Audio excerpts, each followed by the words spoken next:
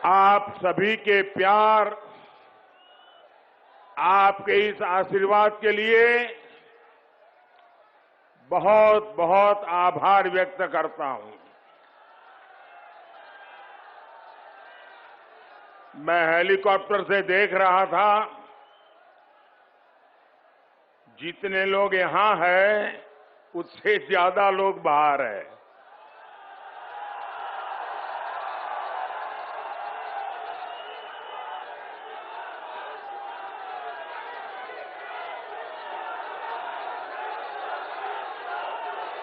आप इतनी बड़ी तादाद में हम सबको आशीर्वाद देने के लिए आए, इसके लिए मैं फिर से एक बार आपका आभार व्यक्त करता हूं। ये ऊर्जा, ये उत्साह सिर्फ बाराबंकी और अयोध्या तक ही सीमित नहीं है, बल्कि आज चौथे चरण में जहां मतदान हो रहा है, वहां के मतदाताओं को भी भारी संख्या में मतदान करते देख करके पूरे देश के लोकतंत्र प्रेमियों को एक विशेष आनंद हो रहा है और सुबह सुबह बहुत बड़ी तादाद में मतदान के लिए निकले हुए सभी लोगों का मैं अभिनंदन करता हूं। उत्तर प्रदेश में हो रहे ये चुनाव यूपी के विकास के साथ ही देश के विकास के लिए भी उतने ही महत्वपूर्ण है। क्षेत्रफल के हिसाब से भले ही यूपी देश का 7% हिस्सा हो, लेकिन आबादी को देखें तो भारत की 16% से ज्यादा जनसंख्या ये हमारे उत्तर प्रदेश में है। इसलिए यूपी के लोगों का विकास भारत के विकास को गति देता है। यूपी के लोगों का सामर्थ्य भारत के लोगों का सामर्थ्य बढ़ाता है। लेकिन भाइयों और बहनों, यूपी में इतने दशकों तक जिन गौर परिवारवादियों की सरकारें रही, उन्होंने यूपी के सामर्थ्य के साथ इंसाफ नहीं किया। इन गौर परिवारवादियों ने यूपी के लोगों को कभी खुलकर अपना सामर्थ्य दिखाने का अवसर ही नहीं दिया। जब सामान्य मानवी, जब हमारा गरीब मूलभूत सुविधाओं के लिए तरसता रहेगा, तो फिर वो अपनी ऊर्जा आगे बढ़ाने में कैसे लगाएगा। ये गौर परिवारवादी जानते थे कि अगर गरीब के पास उसका घर हो गया, घर में शौचालय बन गया, अगर गरीब के घर में बिजली पहुंच गई, गरीब के घर तक सड़क पहुंच गई, तो फिर ये गौर परिवारवादियों के घर के चक्कर कौन काटेगा, उनके पास कौन जाएगा। ये गौर परिवारवादी चाहते हैं कि गरीब हमेशा उनके चरणों में रहे, उनके ही चक्कर लगाता रहे। हम गरीब की चिंता करते हुए उनके जीवन से मुश्किलें कम करने का काम कर रहे हैं और इसलिए आज यूपी का गरीब भाजपा के साथ डटकर खड़ा है, एकजुट होकर चुनाव के हर चरण में भाजपा को आशीर्वाद दे रहा है। इसलिए ये लोग बौखलाए हुए हैं, यूपी के लोगों को भ्रमित करने की कोशिश कर रहे हैं, लेकिन इन्हें पता नहीं है कि बीजेपी की जीत का झंडा आज यूपी के गरीब ने खुद इस झंडे को उठा लिया है।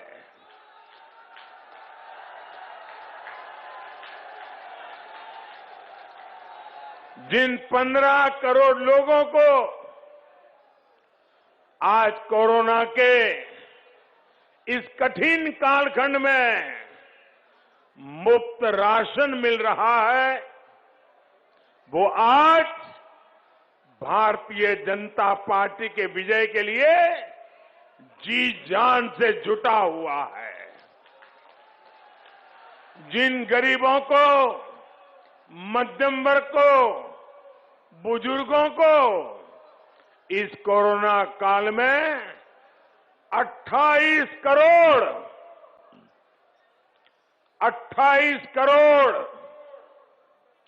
मुफ्त टीके लगे हैं, वो भाजपा के प्रतिनिधि बनकर उसकी जीत सुनिश्चित कर रहे हैं।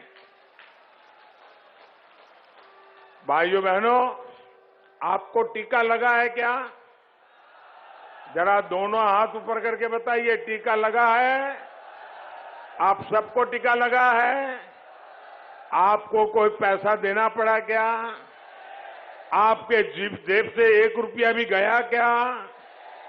अब मुझे बताइए, 28 करोड़ लोगों के जिंदगी में इतना बड़ा सुरक्षा कवच दिया, तो वो मोदी को आशीर्वाद देगा कि नहीं देगा? भरपूर आशीर्वाद देगा कि नहीं देगा? तकलीफ उनको इसी बात की है। यही कोरोना वैक्सीन है जिनके कारण आज हमारे युवा स्कूल कॉलेज जा पा रहे हैं, व्यापार कारोबार चल पड़ा है, और इसलिए यूपी कह रहा है, आएगी तो भाजपा ही, आएगी तो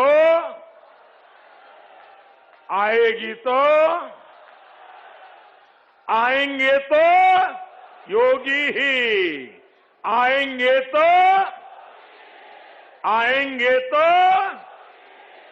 भाइयों और बहनों, यूपी का सामर्थ्य बढ़ाने में यहां की 10 करोड़ से अधिक हमारी बहनों बेटियों की बहुत बड़ी भूमिका है। अगर हमारी बेटियां, हमारी बहनें जकड़ करके रहेगी, बंधन में रहेगी, उनका जीवन अगर मुसीबतों से भरा रहेगा, तो यूपी तेज विकास की गति प्राप्त नहीं कर सकता। जब माताओं, बहनें, बेटियों का सामर्थ्य बढ़ता है, तो परिवार का, समाज का, देश का सामर्थ्य बढ़ता है। हमारी बहनों बेटियों की जिन समस्याओं को इन लोगों ने छोटा समझा, उनको ही मोदी ने छोटा नहीं समझा।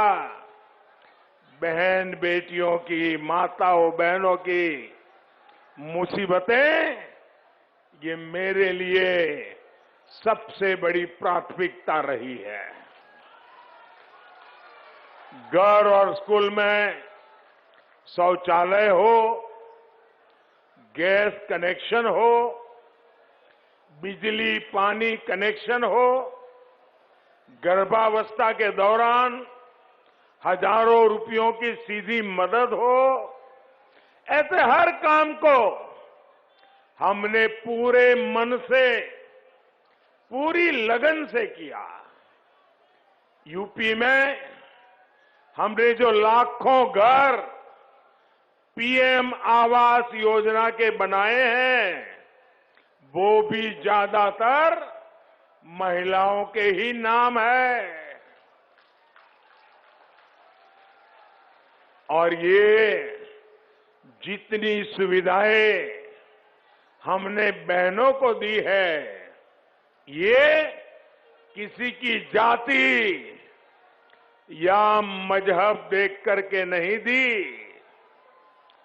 सबसे अधिक लाभ अगर इन योजनाओं का हुआ है तो हमारी दलित माताएं बहनें, पिछड़े समाज की माताएं बहनें और मुस्लिम समाज की बहनों को लाभ हुआ है।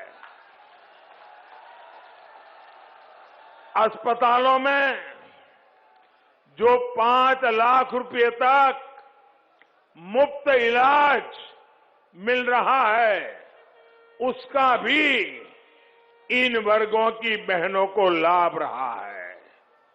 भाइयों और बहनों, दुर्भाग्य से पहले की सरकारों ने हमारी बेटियों की जरूरतों, उनके परेशानियों पर बिल्कुल ही आंखें बंद कर दी थी, ध्यान ही नहीं दिया।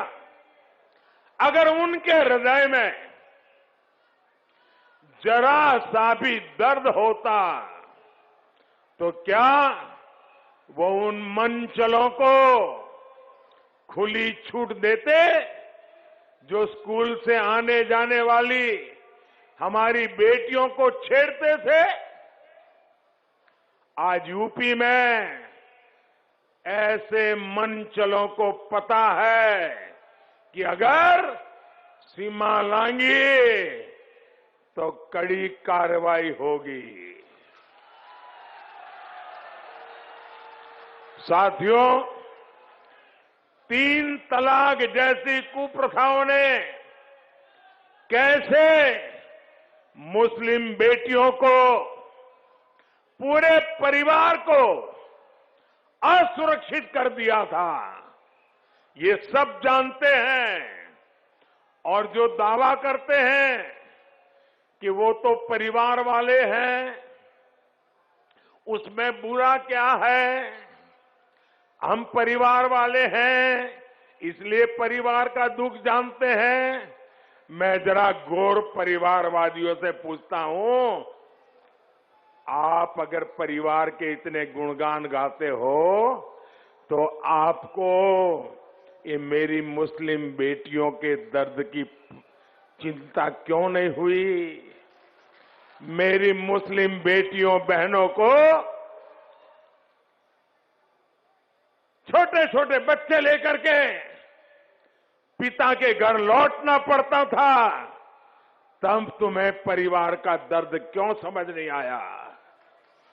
हम परिवार वाले नहीं हैं, लेकिन हर परिवार के दर्द को पहचानते हैं, क्योंकि पूरा हिंदुस्तान हमारा परिवार है, पूरा उत्तर प्रदेश मेरा परिवार है, आप सब मेरे परिवार के हैं। आपने वोट बैंक की वजह से इन लोगों ने मुस्लिम बेटियों के जीवन की पहाड़ जैसी दिक्कतों को देखने की भी फुर्सत नहीं थी, नजरअंदाज कर दिया। ये हमारी ही सरकार है जिसने इन मुस्लिम बहनों को 3 तलाक के दुष्चक्र से मुक्त किया है। और साथियों, आप ये भी समझिए, कुछ लोग बहुत बड़ी गलती करते हैं।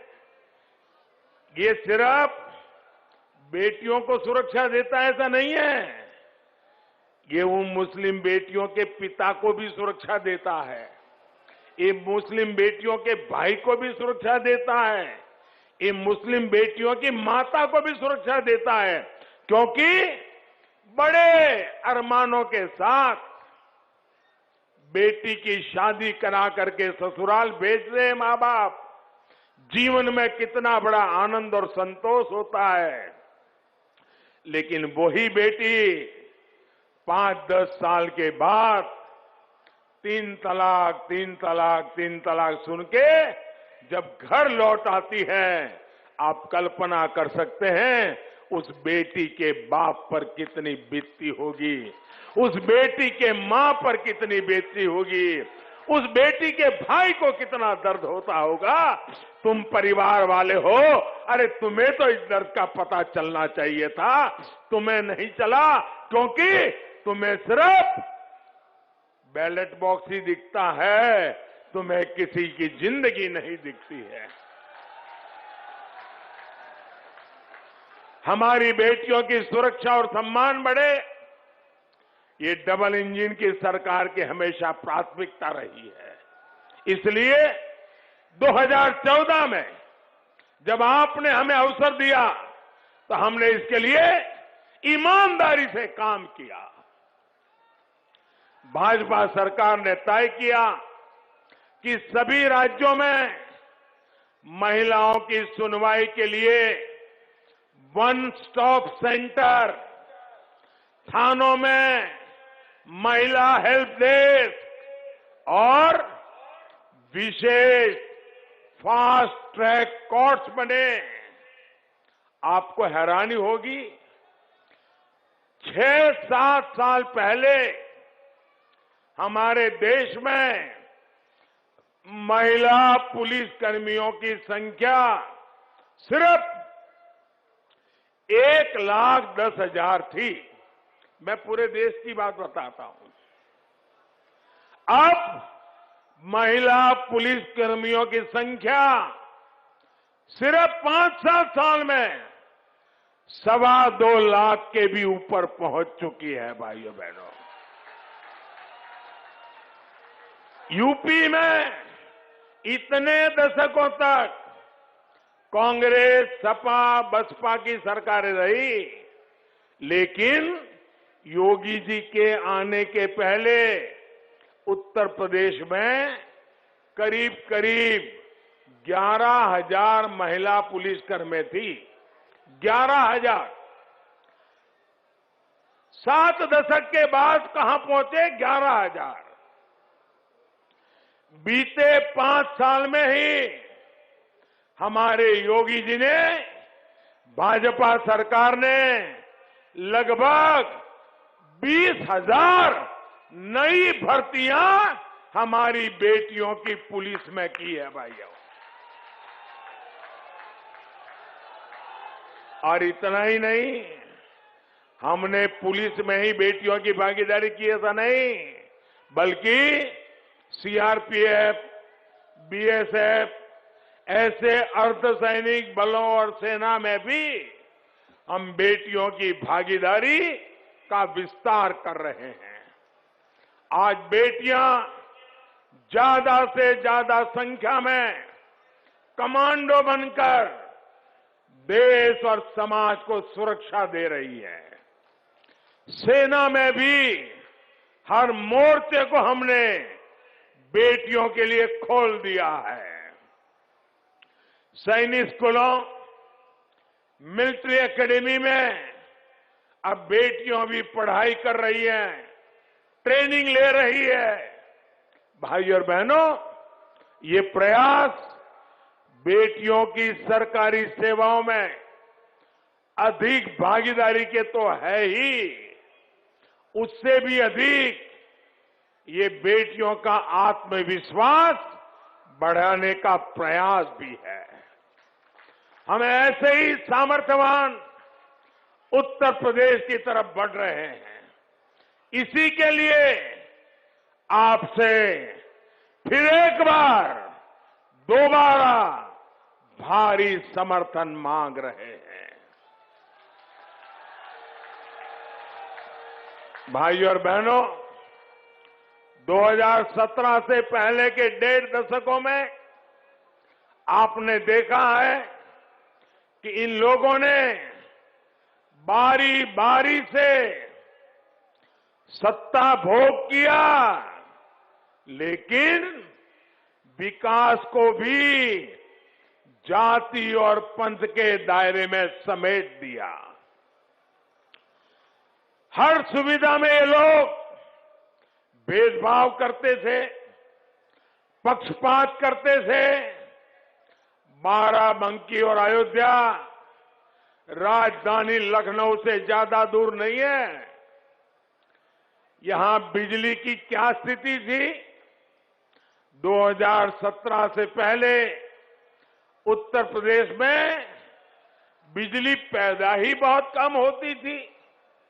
जो पैदा होती थी वो दशकों पुरानी ट्रांसमिशन लाइनों, पुराने ट्रांसफार्मर का नेटवर्क, वही उसको खा जाता था। केंद्र सरकार ने पूरे देश में बिजली का उत्पादन बढ़ाने और ट्रांसमिशन पर बहुत अधिक काम किया।